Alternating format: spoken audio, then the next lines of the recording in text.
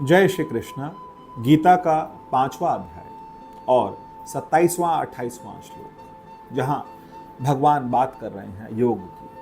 भगवान बता रहे हैं अपने भक्तों को कि समस्त वाय इंद्रियों के सुख के विषयों का विचार ना करके बाहर की इंद्रियों के सुख का विचार ही हम करते हैं, जिसके अंदर पूरा दिन उसी विचार में हम लगे रहते हैं। भगवान कहते हैं कि इन विचारों को छोड़ करके, क्या कहा, प्राणापानो समो कृत्वा नासाभ्यंतर चारिणो। नासा का मतलब होता है नासिका। ये दो नासिकाएं हैं।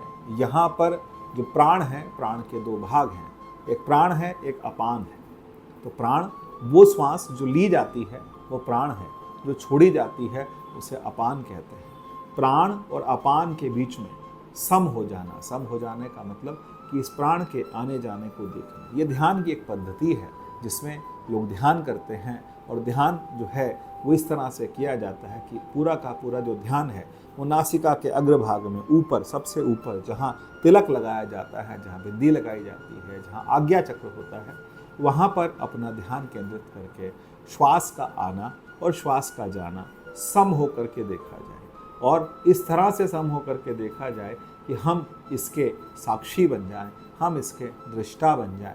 श्वास को हम देख नहीं सकते, इसीलिए यहाँ साक्षी शब्द सही रहेगा, हम इसके साक्षी बन जाएं। और उसके बाद मन की गति भी धीरे धीरे धीमी हो जाती है।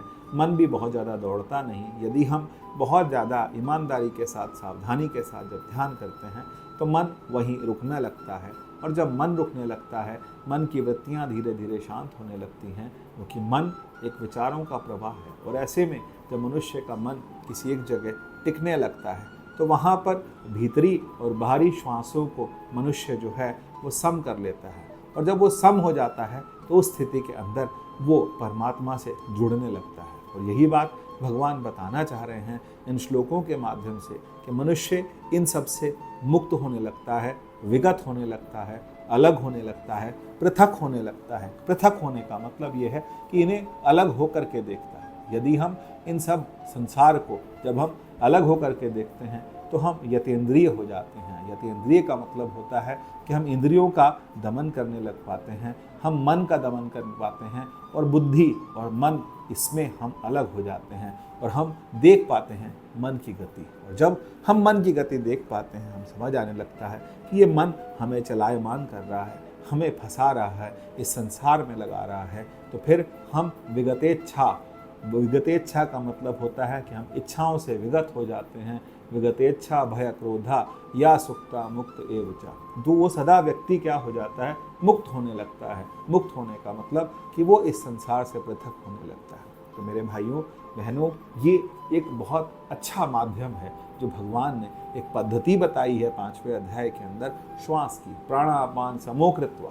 प्राणापान समो कृत्वा का मतलब इसको सम कर दें। सम का मतलब श्वास का आना और श्वास का जाना हम देखें, बहुत प्रेम से देखें, तटस्थ होकर के देखें।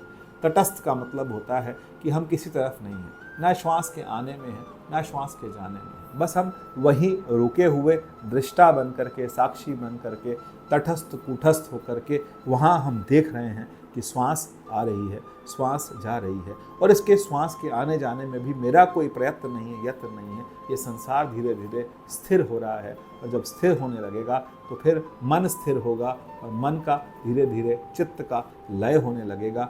उस परमात्मा के साथ हमारी वृत्तियाँ जुड़ने लगेगी। और यही स्थिति समाधि की होती है। यही स्थिति हमको जीवन में प्राप्त करनी है। जय श्री कृष्ण।